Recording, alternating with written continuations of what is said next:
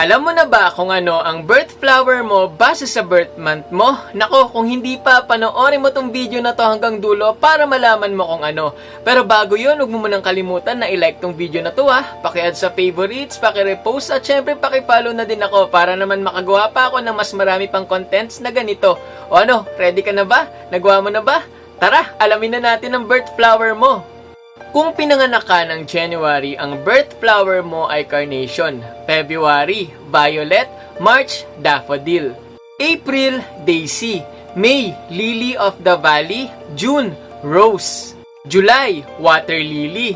August, gladiolus. September, morning glory. October, cosmos. November, chrysanthemum. At December, holly. Oh, alam mo na ngayon kung ano ang birth flower mo I-comment mo na yan sa my comment section. Tingnan natin kung may kapareho ka. Pero teka, meron ba ako ditong kapareho na November tapos chrysanthemum? Patingin nga ako.